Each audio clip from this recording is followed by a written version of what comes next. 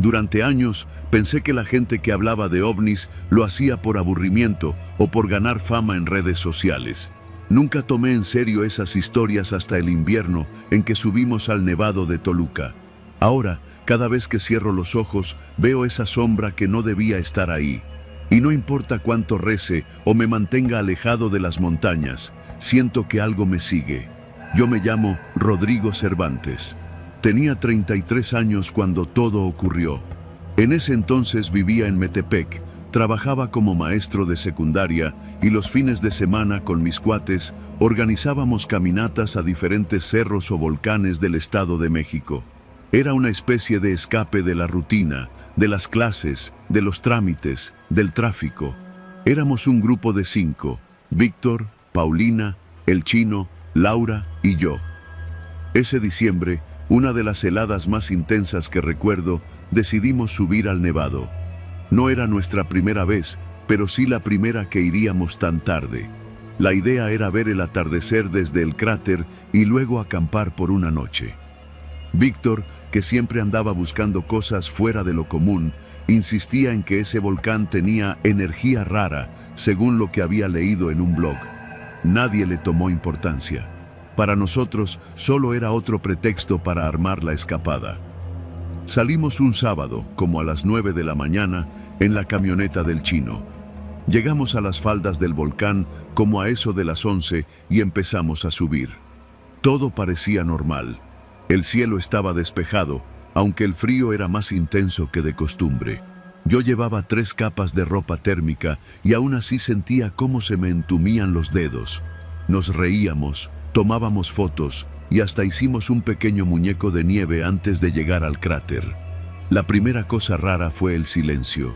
Cuando alcanzamos la cima, más allá de los ruidos de nuestras pisadas y el viento, no se escuchaba nada.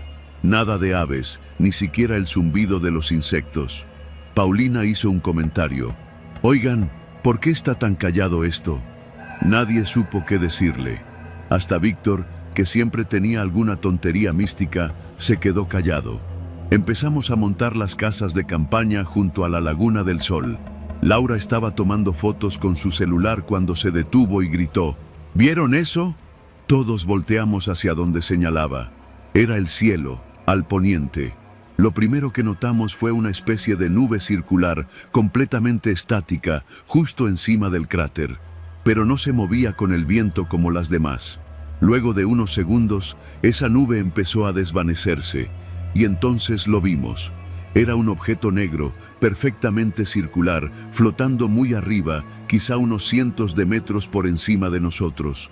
No tenía ventanas, ni luces, ni se movía. Solo estaba ahí, suspendido como si el cielo mismo lo estuviera sosteniendo. Pero lo más inquietante no fue su forma ni su presencia. Fue la sombra que proyectaba sobre la nieve. Porque no tenía sentido.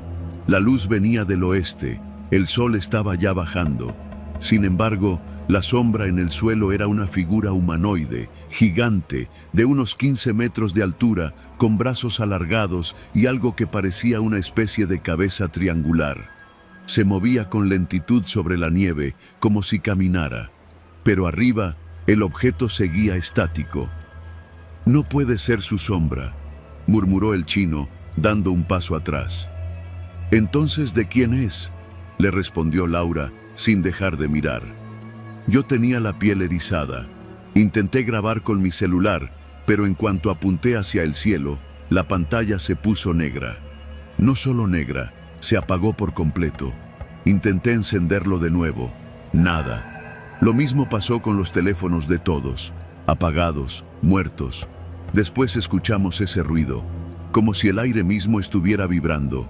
Un zumbido grave, más sentido que escuchado, que nos obligó a taparnos los oídos. Paulina comenzó a llorar. Laura se arrodilló, como si le doliera la cabeza. Yo solo pude quedarme ahí, viendo cómo la sombra se acercaba a la laguna, mientras el objeto permanecía inmóvil. No sé cuánto tiempo pasó. Minutos, tal vez más.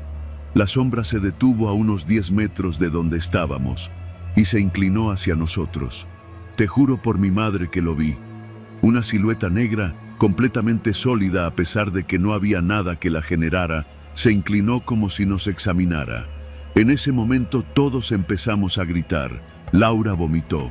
El chino corrió hacia su tienda de campaña. Yo me quedé congelado hasta que la sombra levantó un brazo. Entonces desapareció. Así, de pronto.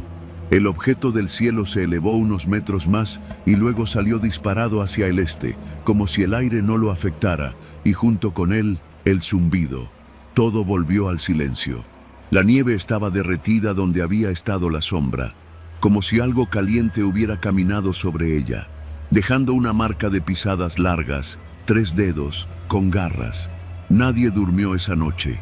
Nadie se quedó. Recogimos todo y bajamos en la oscuridad, con linternas. El camino fue lento, casi 4 horas, con Laura vomitando cada media hora, Víctor repitiendo una oración como un loco, y el chino con los ojos fijos al suelo, sin decir una palabra. Cuando llegamos a la camioneta, todos nuestros celulares prendieron al mismo tiempo. La hora, 3:33 de la madrugada. Víctor lo dijo en voz alta, y no sé por qué, pero sentí que eso tenía algún significado. Pasaron los días. No hablamos del tema. Paulina se fue a vivir con su hermana a Oaxaca. Laura renunció a su trabajo. El chino, según su mamá, empezó a tener pesadillas donde gritaba en un idioma que no conocía.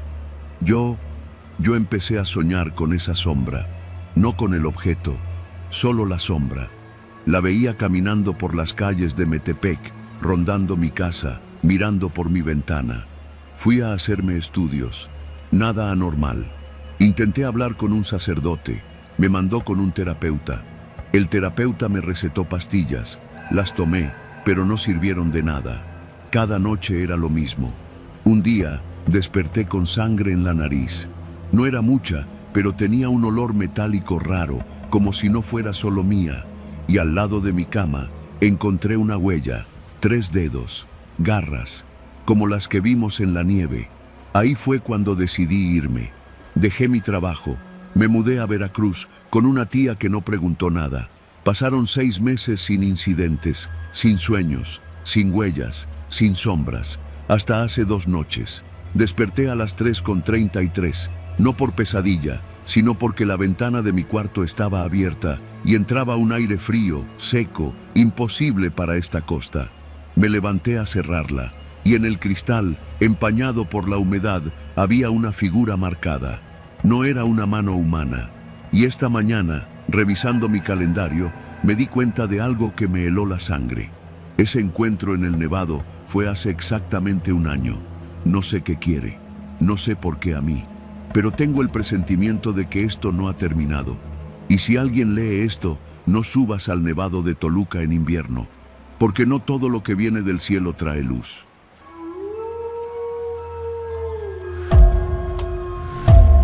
No sé si tenga sentido contar esto, tal vez ni siquiera me creas, pero si alguna vez ves a tu perro salir corriendo en plena madrugada, como si alguien invisible lo estuviera llamando, síguelo, no lo pierdas de vista, porque yo lo hice, y lo que descubrí no lo voy a poder olvidar nunca.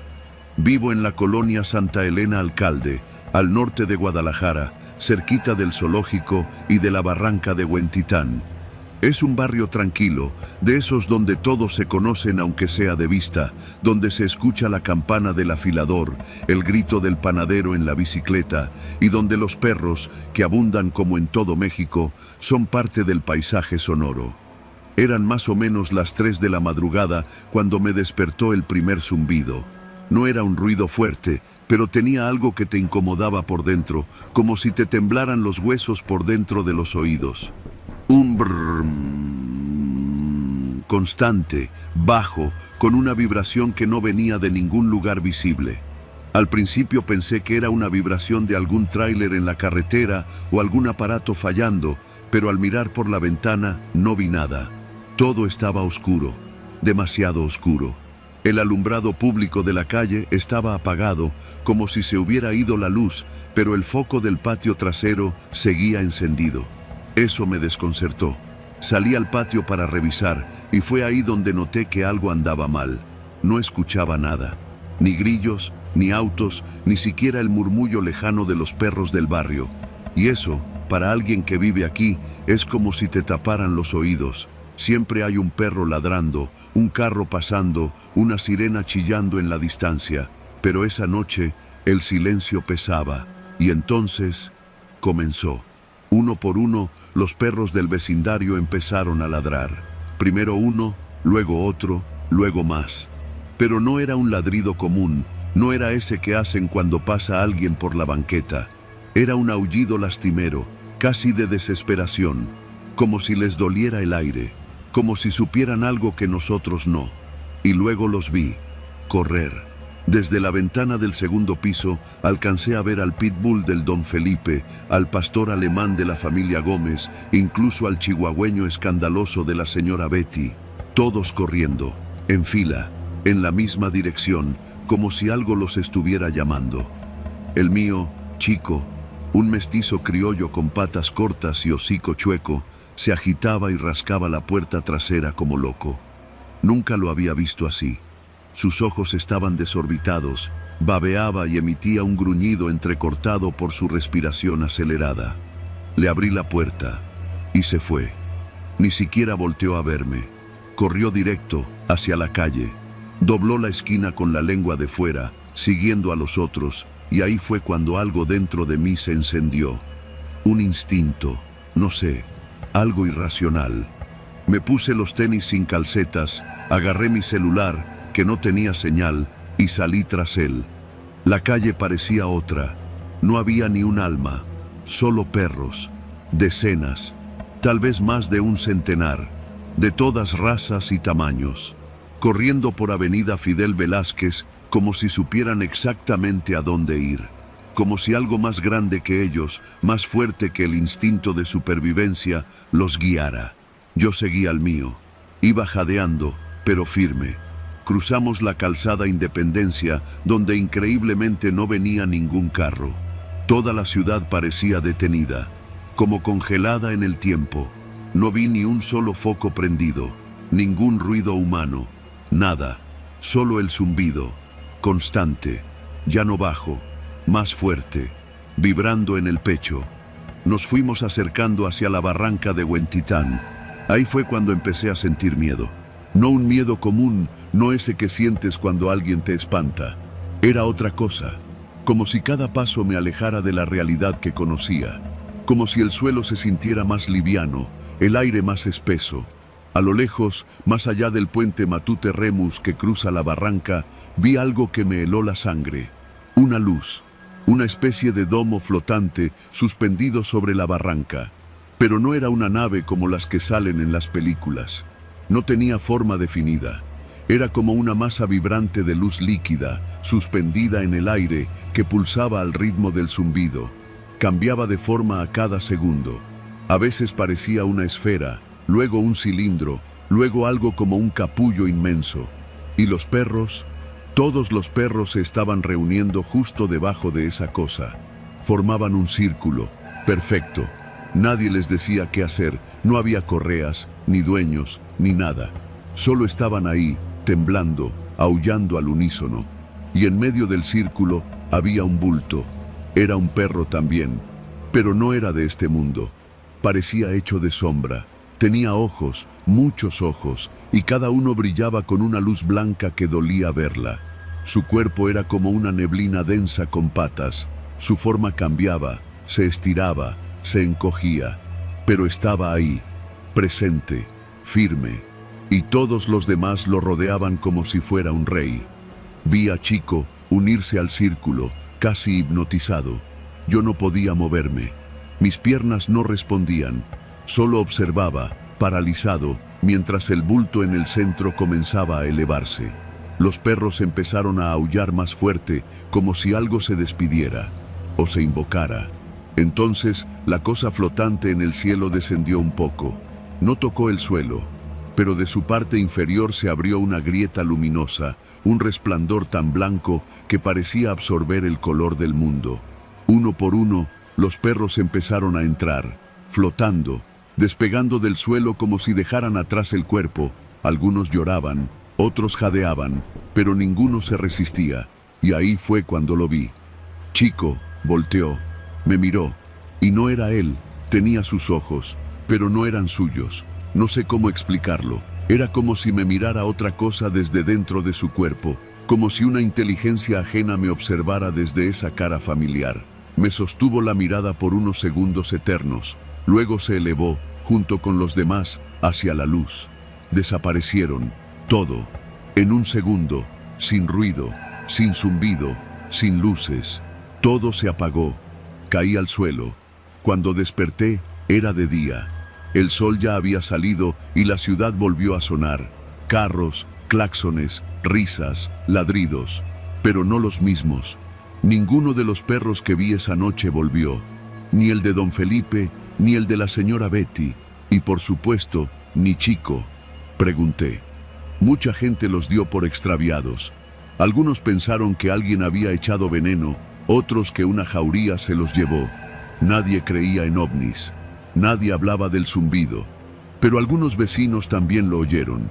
Y uno me dijo, en secreto, que había visto una figura con ojos blancos en la azotea de su casa, horas antes de que los perros desaparecieran. No he vuelto a dormir bien desde entonces. A veces me despierta el mismo zumbido, bajo, escondido detrás del ruido normal de la ciudad, y cada que lo escucho, reviso la calle. Aseguro la puerta. No tengo perro desde entonces, pero de vez en cuando, en la madrugada, frente a la puerta de mi casa, hay huellas.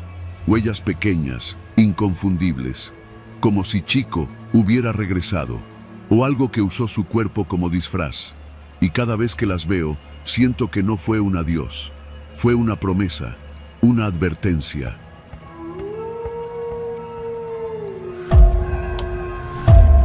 Yo no era de creer en cosas raras. Mi vida siempre ha sido sencilla. El mar, mi lancha y la pesca. Igual que mi padre, y antes que él, mi abuelo. Nacimos pa' eso, pa' pelearle al Pacífico en las madrugadas frías y regresar al mercado con el olor del salitre pegado a la piel. Pero hubo una noche, una sola noche que me dejó marcado. No por lo que vi, sino por lo que sentí. Porque lo que pasó allá arriba, en el faro del Crestón, no era de este mundo. Y a partir de entonces, el mar ya no me mira igual. Era martes, 17 de septiembre, nunca lo voy a olvidar. El puerto había estado medio revuelto desde hacía varios días. Todos los que nos dedicamos a esto lo notamos. Los peces cambiaron de zona, el aire olía raro, como metálico, y las brújulas, todas, comenzaron a fallar.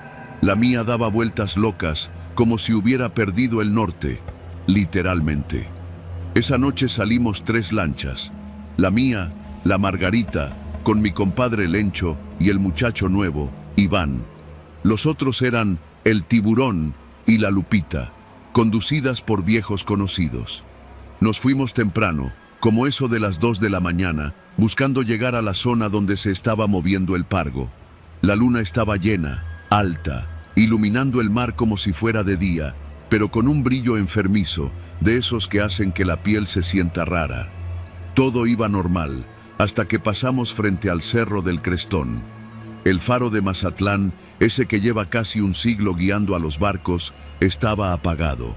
Lo notamos al instante. Ninguna luz, ni un parpadeo. Solo la silueta del cerro recortada contra el cielo. ¿Se les fundió el foco o qué?, dijo Lencho, con tono burlón. Pero Iván, que iba callado, susurró algo que nos dejó fríos. No está apagado, está cubierto. Me giré a verlo, pensando que se refería a una nube, pero no había ni una. El cielo estaba limpio, y entonces lo vi. Todos lo vimos. Encima del faro había un objeto flotando, negro, redondo, enorme. No se movía, no hacía ruido. Parecía hecho de sombra, pero con contornos metálicos. No tenía luces ni ventanas. Solo estaba ahí, suspendido, como un parásito pegado al cerro. Y justo debajo, el faro vibraba. Lo juro por lo que más quiero. Vibraba, como si algo lo estuviera succionando desde dentro. En ese momento, todas las brújulas de las 3 lanchas comenzaron a girar como locas. Las agujas daban vueltas sin sentido y las radios se llenaron de estática. Intentamos comunicarnos, pero solo se escuchaban ruidos extraños, como lenguas que no eran humanas. «¡Vámonos de aquí!», gritó Lencho. «Esa madre no es de Dios». Giré el motor para alejarme, pero no respondía. La lancha no se movía, como si el agua misma nos tuviera atrapados.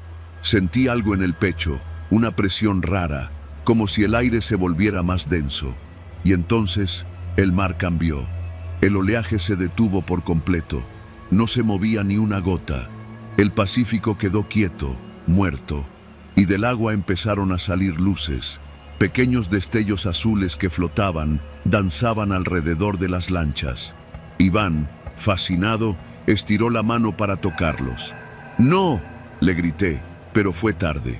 En cuanto los rozó, gritó como si lo hubieran quemado. Cayó al fondo de la lancha, convulsionando. Sus ojos estaban en blanco y de su boca salió un hilo de sangre. Lencho lo agarró como pudo y tratamos de reanimarlo, pero no respondía. Solo murmuraba palabras sin sentido, como si hablara en otro idioma. Fue entonces cuando miré hacia el faro y vi la luz. Una columna intensa, blanca, surgió desde el objeto, atravesando el faro y apuntando al mar. Era una luz tan pura que dolía verla. Y justo en el centro vi algo. Alguien. Una figura humana, suspendida dentro de la luz, como si estuviera atrapada. Era una mujer, desnuda, con los brazos abiertos. Su piel era transparente. Se le veían las venas, los músculos, todo. Flotaba ahí, como si estuviera en exhibición, con los ojos cerrados. Y luego los abrió. Nos miró, directo. Y todos lo sentimos. Fue una invasión en la mente, en los recuerdos. Vi cosas que no eran mías. Una ciudad subterránea, máquinas que respiraban, cuerpos humanos flotando en cápsulas. Y un mensaje que no fue hablado, pero que todos entendimos. Ustedes son nuestros, desde siempre. No sé cuánto tiempo pasó. Puede haber sido 1 minuto o 1 hora. El objeto desapareció sin ruido, desvaneciéndose como humo. En cuanto se fue, el mar volvió a moverse. Las brújulas se alinearon y el motor respondió. Pero Iván nunca volvió a ser el mismo. Regresamos a puerto en silencio. Nadie decía nada. En tierra, los otros pescadores también habían visto algo. Algunos dijeron que era una señal divina, otros que era un castigo, pero nadie quiso hablar mucho. En Mazatlán, esas cosas se entierran rápido, como los secretos de familia. Iván fue llevado al hospital. No encontraron nada malo. Según los doctores, era un shock. Pero el muchacho no volvió a hablar. Se quedó con la mirada perdida, dibujando símbolos extraños en cualquier superficie que encontraba. 1 semana después, desapareció. Salió una noche y nunca volvió. Yo dejé de pescar por un tiempo. Me refugié en casa, con mi esposa y mis hijos. Pero cada vez que pasaba por el malecón y miraba hacia el faro, sentía lo mismo, que algo había cambiado. El mar ya no me hablaba igual. Era como si hubiera dejado de ser nuestro. Hoy volví a salir, después de muchos meses. Lo hice solo, sin tripulación.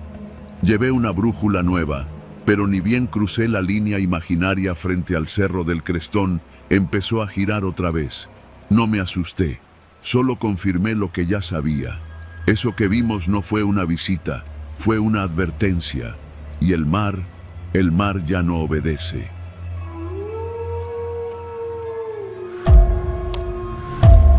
Nunca me han interesado los ovnis. Para mí, siempre han sido cuentos de gringos aburridos o de gente que ve muchas películas.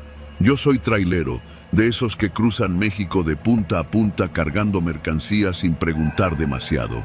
Llevo casi 20 años en esto, y aunque he pasado por pueblos fantasmas, carreteras cerradas por retenes falsos, y hasta una vez me tocó ver un cuerpo colgado de un puente en Michoacán, nunca me había pasado algo que me hiciera cuestionar la realidad. Hasta esa noche. Era mediados de septiembre, justo después del grito. Yo venía manejando desde Hermosillo con destino a Tijuana, llevando una carga de tubos de acero. Decidí tomar la carretera libre porque la cuota estaba cerrada por reparaciones, o eso me dijo un federal antes de salir del estado. Sabía que el trayecto iba a ser más largo y con menos iluminación, pero ya me conocía bien ese tramo. La Libre a Tijuana es una cinta de asfalto que serpentea entre cerros áridos y desiertos sin alma. No hay muchas patrullas, ni señal de celular en varios tramos. Uno aprende a no detenerse, a no voltear a los lados, a no confiar en nadie que te haga señas. Eran como las 2 de la madrugada cuando todo comenzó. El cielo estaba despejado. Se veían las estrellas tan claras que hasta me puse a buscar constelaciones para mantenerme despierto. De repente, vi una luz blanca sobre el horizonte, muy alta, como si fuera una estrella muy brillante, pero con un parpadeo raro, casi mecánico. Pensé que era un avión, pero no avanzaba. Se quedaba ahí, fija. Pasaron unos minutos y la luz comenzó a moverse. No de forma lineal como lo haría una nave comercial, sino con brincos. Primero se desplazaba a la izquierda, luego a la derecha, después subía de golpe y volvía al centro. Me orillé, apagando las luces del tráiler para no perder detalle. La luz descendió poco a poco hasta que quedó suspendida sobre la carretera, unos 200 metros más adelante. Estaba flotando en silencio. El objeto era redondo, como un plato invertido, y tenía luces azules girando alrededor. No emitía ningún sonido, era una cosa antinatural, como si estuviera fuera de lugar. Me sudaban las manos. Traté de encender el tráiler de nuevo, pero el motor no respondía. Ni siquiera sonaba el chasquido de arranque. Todo se quedó mudo. Entonces, la luz azul se intensificó y se formó un círculo perfecto de energía en el pavimento. No era pintura ni reflejo. El asfalto se iluminaba desde adentro, como si algo lo hubiera cargado con electricidad. Y luego, desapareció. El objeto se elevó en un segundo y se perdió entre las nubes. Todo volvió a la normalidad. El motor arrancó como si nada. Avancé con precaución. Al llegar al lugar donde estuvo el círculo, sentí que las llantas se deslizaban como si pasaran sobre hielo. El círculo seguía ahí, ardiendo en un tono azul pálido, sin emitir calor, pero haciendo que mi piel se pusiera de gallina. El radio se llenó de estática, luego de voces distorsionadas que hablaban en un idioma que no entendí. No era inglés, no era español. Parecían susurros mezclados con algo mecánico. A partir de esa noche, nada volvió a ser normal. En los días siguientes, comencé a notar cambios en mi cuerpo. Pequeñas quemaduras circulares aparecieron en mi pecho, en mi espalda, en las plantas de los pies. Parecían las marcas del círculo del asfalto, pero más pequeñas, como si las llevara tatuadas desde adentro. Soñaba con luces, con figuras altas y delgadas que me observaban desde la puerta de mi recámara. Despertaba sudando, con la sensación de que alguien había estado ahí, en la habitación. Una madrugada, fui al baño y vi que una de las marcas se iluminaba ligeramente en la oscuridad. No era imaginación. Se encendía como un LED por unos segundos y luego volvía a apagarse. Fui al doctor. 3, para ser exacto. Me dijeron que podían ser quemaduras químicas, algún tipo de reacción alérgica, pero no supieron decirme cómo ni por qué. No hay medicina para eso. Me mandaron con un dermatólogo de Tijuana, pero nunca llegué a la cita, porque lo que pasó la semana siguiente fue aún más grave. Había aceptado otro viaje, esta vez hacia Ensenada. Al pasar por el mismo tramo de la carretera libre, vi otro círculo, pero esta vez no era uno solo. Había varios, 5, perfectamente alineados, todos con ese mismo resplandor azulado.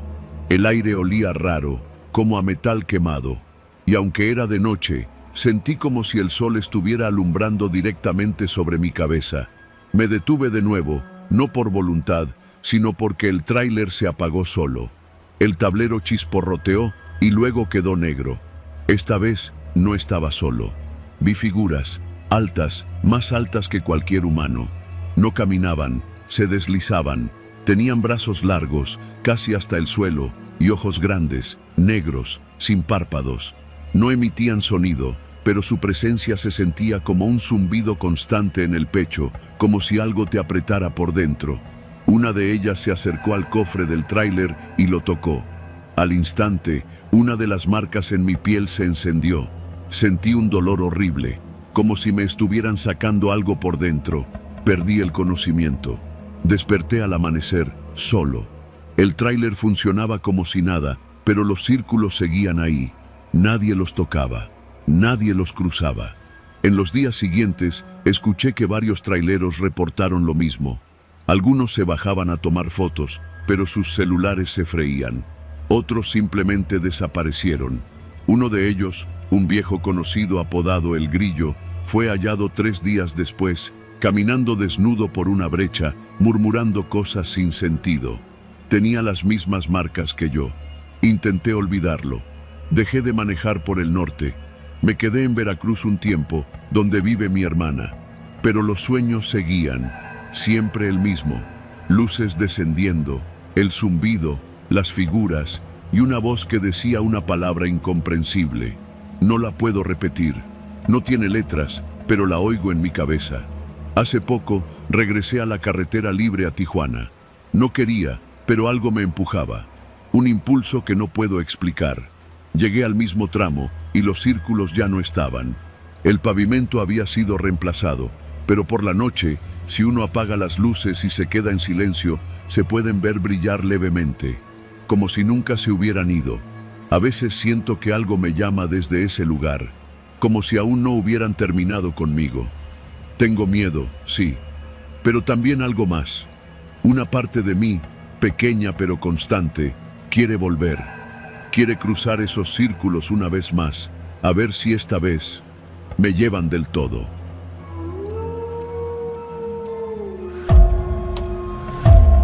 Nunca había sido de los que se espantan fácil. Vivo en Monterrey desde que nací, y entre la chinga diaria del trabajo, el tráfico de Constitución y la cuesta de enero que nunca se va, uno se hace duro. Pero lo que me pasó en el edificio Centrica lo traigo cargando desde hace casi un año, como si algo de allá se hubiera quedado en mí. O peor, como si algo de mí se hubiera quedado allá. Yo trabajaba como velador en una empresa de software en la Torre 5, justo frente a la Avenida Constitución. El edificio, alto y lleno de cristal, tenía ventanales amplios que de noche parecían espejos gigantes. Me gustaba esa chamba porque estaba solo, podía tomarme mi café con panecitos que me traía de La Esperanza y tenía tiempo para leer o ver videos en el celular. A veces me subía hasta el piso 22 solo para mirar la ciudad dormida. Se veía precioso, con las luces del Cerro de la Silla de fondo. Lo que no sabía es que también se puede ver lo que no debe verse, lo que no pertenece. Todo empezó una noche de martes. Eran como las 2:30 de la madrugada. Estaba en el lobby revisando las cámaras. Todo normal. Un guardia dormido en la Torre 3, un gato callejero metiéndose al estacionamiento y unos chavos vapeando en la azotea del edificio contiguo. De pronto, noté algo raro en una de las ventanas de la Torre 5. En la cámara se veía el reflejo de algo en el cielo, algo enorme. Pero cuando volteé hacia el ventanal, el cielo estaba limpio. No había ni una nube, solo estrellas y el ruido lejano de los carros que aún pasaban. Me acerqué al cristal. Era una de esas ventanas polarizadas que de día reflejan la ciudad y de noche reflejan lo de adentro. Pero esta vez, en el cristal no se veía el interior de la oficina. Se veía otra cosa, como un cielo nocturno, pero distinto. Más oscuro, más pesado. Las estrellas estaban mal, como si no pertenecieran a nuestro firmamento. Y en medio, flotando sin moverse, estaba esa cosa. Un objeto en forma de disco, metálico pero con luces que latían como si respiraran. No se movía, no hacía ruido. Solo estaba ahí, suspendido en ese cielo que no era el nuestro. Me quité los lentes, parpadeé, volví a ver, y ahí seguía. Lo más raro era que solo se veía en el reflejo. Si volteabas al cielo real, no había nada. Nadie más parecía notarlo. Revisé otras cámaras. En algunas se veía, en otras no. Era como si el edificio fuera un espejo hacia otra dimensión. Pensé que era un juego de luces o un dron con alguna proyección rara. Pero al día siguiente, cuando se lo conté al intendente, don Melitón, se puso serio. ¿Fue en los ventanales del lado norte?, me preguntó sin dudar. Sí, ¿cómo sabe? Eso ya había pasado. Pero no le digas a Recursos Humanos. A un chavo de mantenimiento lo corrieron por andar diciendo cosas parecidas, que vio el otro cielo, como le llamaba, que ese ovni que tuviste no volaba, sino que observaba desde allá. Pensé que me estaba choreando, pero don Melitón juraba por la Virgen que no era mentira. Dijo que por eso no le gustaba subir después de las 12, que en las madrugadas algunos reflejos mostraban cosas que no estaban aquí, pero que se fijaban en uno. Esa noche volví al mismo piso, el 22. Apagué la luz de la oficina y me paré frente a la ventana. Ahí estaba otra vez, el objeto flotando, las luces pulsando, pero esta vez había algo más. En el reflejo, la ciudad no era igual. La torre de al lado estaba partida a la mitad, como si algo la hubiera atravesado. No había luces en las calles. Los cerros eran más oscuros, casi deformes. Y en el fondo del reflejo, justo detrás del objeto, se movían unas figuras largas, delgadas, caminando como si arrastraran los pies. Una de ellas se detuvo y se volteó hacia mí. No tenía cara, solo una especie de hendidura vertical que vibraba. Corrí. Me bajé en chinga al piso 10. Ahí las ventanas daban al mismo lado, pero no mostraban nada extraño. Solo mi reflejo y el de la oficina. Pero algo se sentía raro, como si ya no estuviera solo. Desde esa noche empecé a notar que el reflejo aparecía siempre a la misma hora, entre las 2:20 y las 3, siempre en los ventanales del lado norte. Y con cada noche el reflejo era más claro, más detallado. Las figuras eran más, y a veces una de ellas parecía estar más cerca. Un jueves me llevé una cámara antigua que tenía guardada. Pensé que si tomaba una foto al reflejo, podría demostrarlo. Subí a la torre con las manos temblorosas. Preparé la cámara, enfoqué la ventana, y justo cuando estaba por disparar, una figura apareció del otro lado del cristal.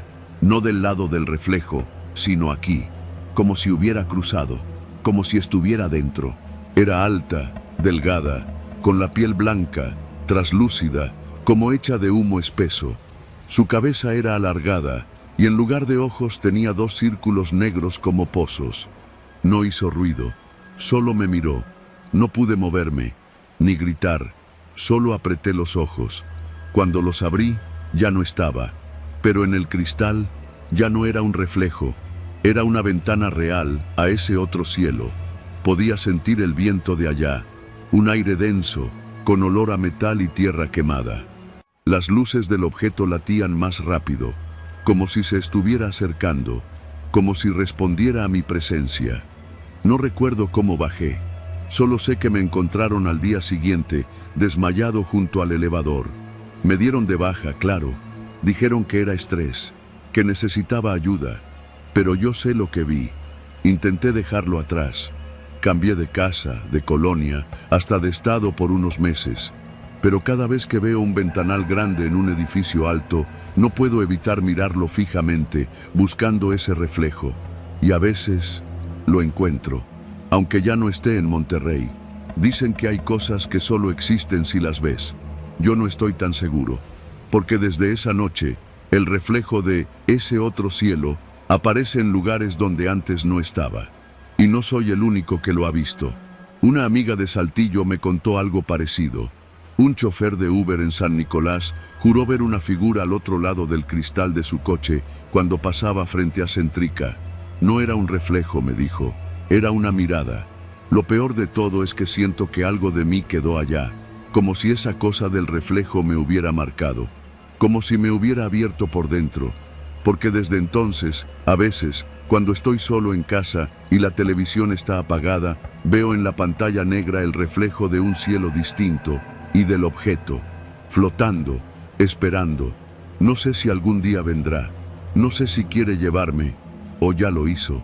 Solo sé que cada vez se ve más claro, cada vez está más cerca, y ya no me mira desde el reflejo, ahora me mira desde aquí.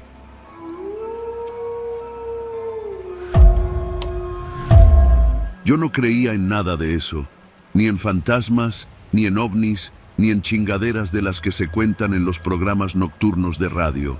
Soy ingeniero agrónomo, zacatecano de hueso colorado, y siempre he preferido los hechos duros, los datos, la tierra bajo las uñas y las verdades que se pueden medir. Pero lo que me pasó en ese campo, en las tierras del rancho Los Encinos, no tiene explicación lógica, ni científica, ni racional. Y aunque me cuesta trabajo hablarlo, siento que si no lo cuento, si no lo saco de mi pecho, algo o alguien va a venir por mí. Era octubre, finales del mes. Esos días en los que el sol empieza a caer más temprano y el aire se siente más denso, como si el mundo entero estuviera aguantando la respiración. Yo había recibido una llamada del licenciado Aguilar, dueño del terreno. Un hombre mayor, duro y terco, de esos que todavía creen que todo se arregla a punta de machete o con la mirada. Me pidió revisar unas parcelas que se estaban secando de forma rara, como si algo las estuviera pudriendo desde abajo. La tierra, decía, se estaba volviendo negra, lodosa, incluso en zonas donde no había riego. Así que agarré mi camioneta, metí mis instrumentos, un dron de mapeo, sensores de humedad y una cámara térmica, y me lancé para allá. El rancho Los Encinos queda cerca de Villa de Cos, en un área medio apartada, con caminos de terracería que sacuden hasta el alma. Llegué en la tarde, como a las 5, justo cuando el sol empezaba a meterse detrás de los cerros. Me recibió su hijo, Mario, un joven de unos 25 años, callado pero amable. Me ofreció un café que olía a leña y me llevó hasta las parcelas con la tierra enferma. Recuerdo que cuando bajé de la troca, lo primero que noté fue el silencio. Un silencio que no era normal. En el campo siempre hay ruido, grillos, pájaros, hasta el aire tiene su propio murmullo. Pero ahí no. Ahí parecía que algo había puesto pausa a todo, como si la tierra misma estuviera conteniendo algo. Pasé casi 2 horas recolectando muestras, tomando fotos y volando el dron. Revisé los sensores de temperatura, de humedad, todo parecía normal, hasta que no lo fue. A las 7 en punto, el dron dejó de responder. Pensé que se había quedado sin batería, pero cuando fui a buscarlo, lo encontré tirado a unos metros del centro de la parcela, completamente derretido por debajo, como si lo hubieran puesto sobre un comal ardiendo. El plástico estaba deformado, los circuitos expuestos, y lo peor, tenía una sustancia como aceite, espesa y negra, que apestaba a hierro oxidado. Me agaché para examinarlo cuando escuché lo primero, un zumbido, bajo, persistente, que no venía de ningún lado en específico. No era un motor, no era viento, era como un tono que vibraba directamente dentro de mi cabeza. Saqué mi celular para grabarlo, pero la pantalla parpadeó.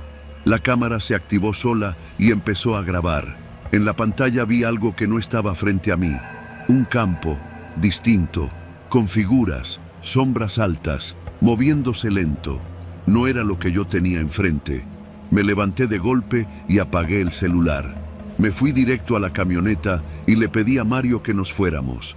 Me dijo que no podía dejarme ir solo por esos caminos con la noche encima, así que él se subió conmigo y nos fuimos al pueblo más cercano, San Tiburcio. Ahí me hospedé en un cuartucho arriba de una tienda de abarrotes. No pude dormir. Revisé los archivos del celular, del dron y de la cámara térmica. La sorpresa fue que, a pesar de que el dron estaba destruido, la memoria seguía intacta. Y fue entonces cuando todo se volvió realmente extraño. Los audios que debían contener sonidos del dron volando sobre el campo mostraban otra cosa. Voces. No eran humanas, o al menos no sonaban así. Era una mezcla de palabras que no reconocía, algunas agudas como silbidos de serpiente, otras tan graves que hacían vibrar los audífonos. En una parte claramente se escuchaba lo que parecía un canto, repetitivo, circular, en un idioma que ningún software pudo identificar. Mandé los archivos a un colega lingüista de la UNAM, sin contarle mucho. Me respondió a los pocos días: esto no es ningún idioma humano, ni natural ni artificial. Esa noche, en el cuartito, mientras intentaba descifrar los audios, la luz parpadeó y mi celular empezó a vibrar sin razón. Se activó solo y empezó a reproducir un video que yo no grabé. Era el campo, de noche, pero el cielo Estaba abierto, como si el firmamento se hubiera rasgado. Había una especie de estructura suspendida en el aire, enorme, redonda, como un plato invertido con luces que no parpadeaban, silenciosa. No tenía motores, ni propulsores, ni nada que la sostuviera. Flotaba, y desde ella descendía una luz blanca, pura, como una lanza cayendo hacia la tierra. Debajo había figuras, 4, quizás 5, alargadas, de movimientos lentos pero precisos. No caminaban, se deslizaban, como si no tocaran el suelo, y en cuanto esa luz tocó la tierra, las voces en el video comenzaron de nuevo, más claras. No entendía las palabras, pero sí lo que sentía. Un rechazo, un odio puro, denso, dirigido hacia nosotros. No nos quieren aquí, fue lo que pensé, como si el campo, o lo que había descendido sobre él, estuviera harto de nuestra presencia. El video terminó, y con él, el celular se apagó para no volver a encender nunca más. Regresé al rancho al día siguiente, con la idea de borrar los archivos del dron, quemar las muestras y largarme. Pero Mario no estaba, su papá tampoco. En su lugar, encontré a un viejo campesino sentado en una piedra frente al portón cerrado. Me dijo que ya no vivían ahí, que la familia se fue en la madrugada, después de ver la señal, que no volverán nunca más, que la tierra ya no es suya. Le pregunté qué quería decir con la señal, y él simplemente miró al cielo y dijo: los cerros se abrieron, y no fue para nosotros. Me fui. No volví a ese rancho, ni pienso hacerlo. Pero algo se quedó conmigo. Desde entonces, cada aparato electrónico que tengo, cada cámara, cada grabadora, cada celular, en algún momento comienza a grabar solo. Y siempre, siempre aparece un fragmento de esa voz. Ese idioma que no es de este mundo. Ya no duermo en silencio. Dejo la televisión prendida. Me acostumbré a vivir con esa presencia. Sé que me marcó, que yo vi algo que no debía, que estuve en un lugar donde no era bienvenido. Y ahora, cada vez que cruzo un campo en la noche, bajo un cielo despejado, siento que me observan desde arriba. No con curiosidad, sino con desprecio, porque yo no tenía que estar ahí, y ellos lo saben.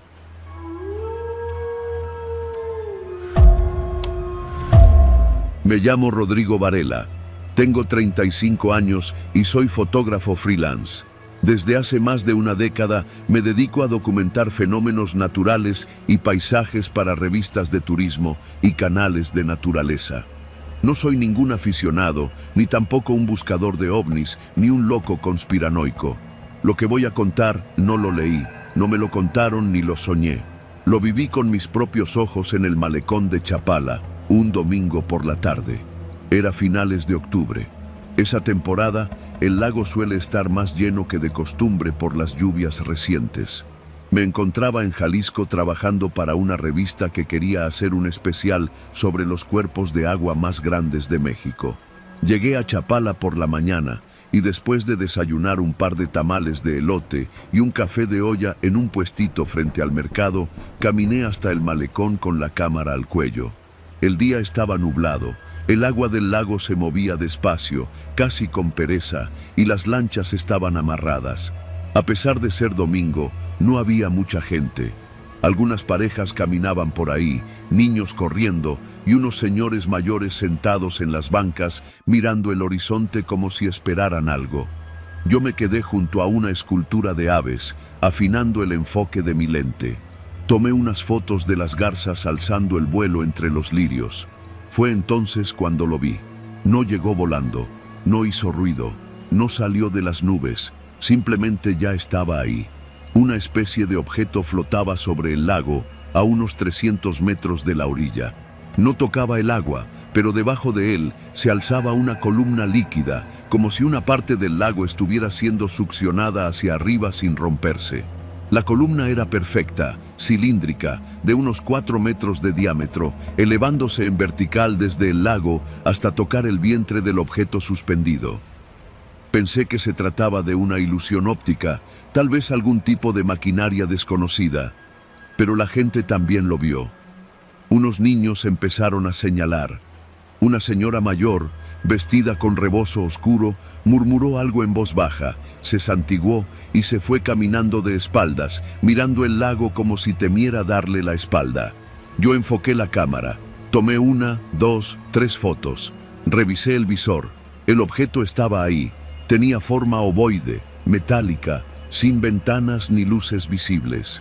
El agua no salpicaba, no hacía ruido, no había viento, no había olor a humedad, ni siquiera el típico aroma de lirio y pescado del lago. Todo se sentía suspendido, como si el tiempo se hubiera detenido alrededor de ese objeto. Y entonces ocurrió lo inexplicable. Las personas empezaron a callar, todos mirábamos la escena en un silencio espeso. Un vendedor de globos dejó caer su mano. Un perro que había estado ladrando se echó sobre el piso y gimió. Nadie se movía. Solo el agua que subía hacia esa cosa suspendida, como si obedeciera órdenes de otra dimensión. Vi como una garza blanca, que volaba cerca del lago, entró por accidente en el campo de la columna y desapareció al instante, como absorbida. Ni una pluma quedó. «Eso no es de Dios», dijo un señor canoso a mi lado. Tenía acento tapatío, voz ronca y la cara surcada de arrugas profundas. «Esa es la señal de que ya empezó». Le pregunté qué quería decir con eso, pero solo negó con la cabeza. Dio media vuelta y se alejó sin mirar atrás. A partir de ahí, las cosas se volvieron más turbias. Un zumbido muy agudo empezó a escucharse, casi imperceptible, como si viniera de dentro del cráneo. No era ruido ambiental, no era de este mundo. Las palomas salieron volando todas al mismo tiempo. Un grupo de turistas quiso acercarse, pero uno de ellos cayó al piso sin razón aparente, desmayado o paralizado. Yo intenté seguir tomando fotos, pero la cámara ya no respondía. La pantalla se puso negra, el celular igual. Todo lo electrónico parecía muerto. Vi como una mujer de vestido rojo caminó hacia el lago, como hipnotizada.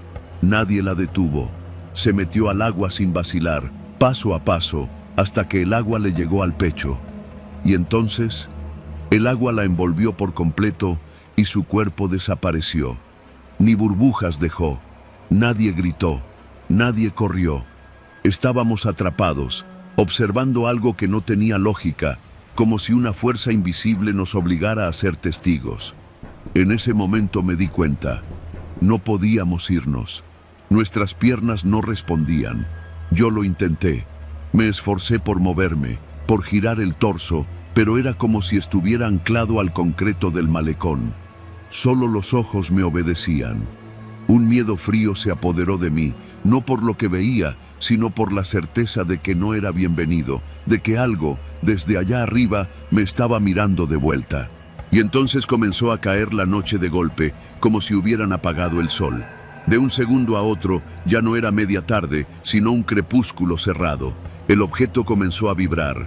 Lo sentí en los dientes, en las encías, como si un diapasón gigantesco estuviera tocando en otra frecuencia. A lo lejos, del otro lado del lago, empezaron a aparecer luces tenues, flotando como luciérnagas. Pero no eran luciérnagas, eran ojos, cientos de ojos, flotando sobre el agua, en silencio. Un niño pequeño, de unos 6 años, que estaba tomado de la mano de su madre, apuntó hacia uno de esos ojos y dijo con voz extrañamente tranquila: «Mamá, ese señor me está llamando desde abajo». La madre se inclinó, lo abrazó fuerte y empezó a rezar. Pero su voz se descomponía. No eran palabras de oración, era un lenguaje que yo no había escuchado nunca. Algo antiguo, arcaico, como si estuviera hablando en lengua purépecha o en algún dialecto olvidado. Me di cuenta que otros también murmuraban, como en trance. Entonces, del centro de la columna de agua, emergió una figura, no humana, no sólida. Era como una sombra hecha de agua, una silueta deformada, sin rostro, sin brazos, sin forma exacta. Pero lo peor no era su aspecto, lo peor fue el olor. Un hedor espeso, como a carne podrida bajo el sol, mezclado con algo dulzón, enfermizo, se extendió por el malecón como una niebla invisible. En ese punto, muchas personas cayeron de rodillas. Algunos lloraban, Otros empezaron a gritar. Yo, por primera vez, sentí que algo me iba a arrancar la cordura. La figura se mantuvo suspendida en medio del aire por unos segundos, y luego se deshizo como si nunca hubiera existido. La columna de agua colapsó de inmediato, salpicando como si algo hubiera caído desde muy alto. El objeto desapareció. No se fue. Simplemente dejó de estar. Y de nuevo, el sol volvió a su posición original. Los relojes empezaron a funcionar. La gente se miró entre sí como si acabara de despertar de un sueño. Algunos vomitaron, otros corrieron. Yo simplemente caí sentado en una banca, temblando. Mi cámara quedó inservible.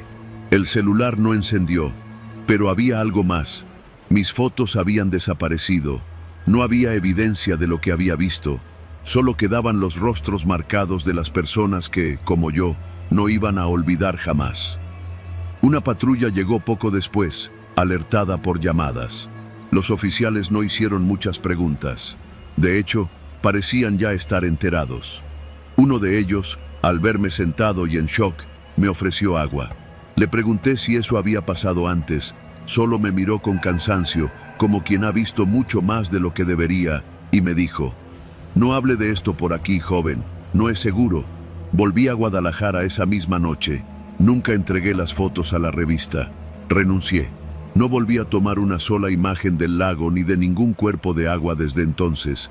Y cada noche, antes de dormir, cierro las cortinas, porque a veces, justo antes de que se cierre el día, en el reflejo del cristal, puedo ver una columna de agua suspendida, flotando sin tocar el suelo, como si el lago me hubiera seguido hasta acá, como si eso que lo habitaba aún me estuviera buscando.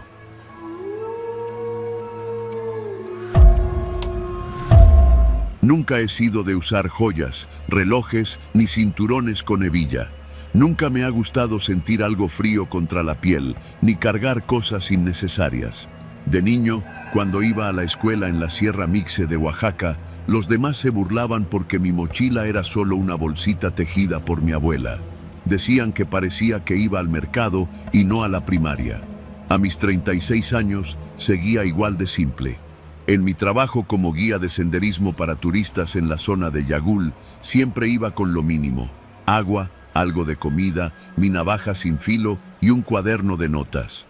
No usaba celular, aunque tenía uno viejo en casa, y cuando caminaba sentía que entre menos cosas llevara encima, más me conectaba con el monte. Yo nunca había visto nada raro en eso, hasta que vi lo que vi. Todo empezó una tarde de octubre, justo después de la Guelaguetza, cuando ya no había tantos extranjeros merodeando. El cielo estaba despejado, el sol caía lento entre los cerros y el viento soplaba con ese silbido seco que solo se oye en las laderas del valle de Tlacolula.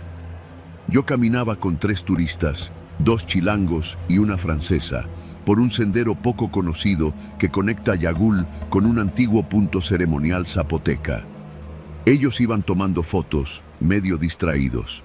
Los chilangos traían cámaras réflex colgadas al cuello, celulares de última generación, relojes, anillos, hasta cadenas de oro. La francesa también. Pero yo, como siempre, iba sin nada metálico. Solo mi cuaderno y un morralito con mezcal, por si alguien se mareaba. Fue entonces que ocurrió. Primero, el silencio. No un silencio normal, sino uno que sentí en el pecho, como si el aire hubiera dejado de vibrar. Luego, una especie de zumbido bajo, grave, como si saliera del suelo mismo. Me detuve y miré al cielo. Al principio pensé que era una nube rara, pero luego la vi moverse, sin moverse. Era un triángulo enorme, oscuro, suspendido como una sombra invertida. No tenía luces, no brillaba, solo flotaba, casi tocando la cima del cerro más alto, sin emitir sonido alguno. La superficie parecía de obsidiana vieja, porosa, como si hubiera salido de la tierra misma. Yo me quedé pasmado. ¿Lo ven?, pregunté, señalando. Los 3 turistas se detuvieron. Miraron al cielo donde yo apuntaba. Fruncieron el ceño. ¿Qué? ¿Dónde?, preguntó el más joven. Ahí, cabrón, dije, medio molesto. Está justo ahí. Pero no veían nada. La francesa miraba al cielo con una mano en la frente, cubriéndose del sol. El otro chilango hasta sacó su celular y tomó una foto. Me la mostró. Cielo azul, ni una nube. Yo no sabía si estaba loco, si me había dado una insolación o qué. Pero el objeto seguía ahí, enorme, suspendido, sin emitir sombra, pero con una presencia que me hacía doler el estómago. No era un globo, no era un dron, era algo diferente. Vamos a seguir, dije, sin dejar de mirarlo. Seguimos caminando, pero el triángulo nos seguía. No se movía, pero cada vez que me detenía, lo encontraba justo encima de nosotros, como si la tierra estuviera girando bajo él. Y fue ahí cuando empecé a notar otra cosa. Mientras más avanzábamos, mientras más se alejaban los turistas tomando fotos, menos se oían sus pasos, como si los metales que cargaban empezaran a hacerlos más pesados, más lentos, menos reales. Sus voces sonaban apagadas, como si hablaran desde detrás de una pared gruesa. Y yo, en cambio, sentía todo más nítido: los colores del campo, el crujido de las piedras, el aroma de las hierbas. Llegamos a un claro, una planicie donde antes hacían rituales prehispánicos. Yo me adelanté un poco, siguiendo una vieja intuición, y fue ahí que lo vi descender. El triángulo, sin moverse en sí, se acercó al suelo. De pronto, ya no estaba a cientos de metros de altura, sino a escasos 20 metros. Podía ver su textura, como si estuviera hecho de piedra negra y líquida al mismo tiempo. No emitía calor ni frío, solo una presión, como cuando uno se mete al fondo de un río profundo. Un círculo en el centro empezó a girar, lento. No había luces, pero del centro emergía una especie de resplandor opaco, grisáceo, como humo que no se disipa. Y entonces lo vi. Una figura. No puedo describirla bien, pero era humanoide. No tenía cara, ni manos, ni pies visibles. Era como una sombra espesa, más densa que el aire, que se movía con una lentitud de sueño. Caminaba hacia mí. No volaba, no flotaba. Caminaba, pero sin pisar. Yo no podía moverme, no por miedo, sino porque algo me hablaba. No con palabras, no con sonidos. Era como si me invadiera un pensamiento que no era mío. Una pregunta que no sabía cómo contestar. ¿Por qué cargas tanto?, decía. Yo no cargo nada, respondí, o creí responder. La figura se detuvo frente a mí. Sentí algo detrás de la nuca, como cuando te rozan con una hoja húmeda. Cerré los ojos, y entonces lo vi todo. Visiones, rápidas como relámpagos, lugares bajo tierra, túneles con raíces negras que palpitaban, formas antiguas que no eran humanas pero nos recordaban, la tierra abriéndose como piel podrida, el cielo al revés, una piedra enterrada en el valle desde antes de los dioses, y un nombre, no en zapoteco, no en náhuatl, un nombre que no podía pronunciarse con la boca, solo con la mente. Abrí los ojos, estaba solo. Los turistas ya no estaban. El cielo se había vuelto rojo, como en los incendios lejanos, y el triángulo se alejaba, lento, hacia el horizonte. Nadie me habló, nadie me tocó. Solo me dejaron una palabra que no recordaba, pero que tenía clavada en el pecho. Caminé de regreso a Yagul sin mirar atrás. Cuando llegué al pueblo, ya era noche cerrada. Fui a la comandancia. Pregunté por los turistas. Nadie los había visto. Revisaron el registro. Dijeron que no había ningún grupo registrado conmigo ese día. Les mostré mi cuaderno, vacío, como si nadie hubiera firmado. Fui a casa. Mi celular estaba en su sitio, apagado, sin batería. Lo encendí. Nada en la galería, nada en los mensajes. Los días siguientes pregunté en hoteles, en el mercado, en el aeropuerto. Nadie recordaba a los chilangos ni a la francesa, como si nunca hubieran llegado. Volví al sendero 3 días después, solo. No vi el triángulo, pero encontré algo. En el claro, donde había parado antes, estaba una figura hecha de piedra negra, como obsidiana, pero porosa, 1/2 metro y medio, y tenía la forma exacta de la sombra que se me había acercado. No había estado ahí antes, no era parte del sitio arqueológico, Tomé una foto con el celular. La pantalla se apagó, se murió. Lo dejé en el suelo y me alejé sin mirar atrás. Desde entonces, la gente dice que me volví raro, que hablo solo, que ya no quiero guiar a nadie, que escribo símbolos raros en las paredes. Tal vez. Pero algo cambió en mí. Puedo verlos ahora. No todo el tiempo, pero cuando alguien pasa sin llevar metales, los ve. Figuras arriba de los cerros, observando, esperando. Solo aquellos que andan libres, sin relojes, sin cadenas, sin tecnología, los notan, como si el metal sirviera de escudo o de venda. No sé, yo ya no puedo cargar nada. Todo lo metálico me quema la piel. A veces camino por los campos, y si alguien me acompaña le digo, ¿ya viste eso en el cielo? Y si me dicen que no, solo sonrío, porque yo sí, y sé que pronto volverán.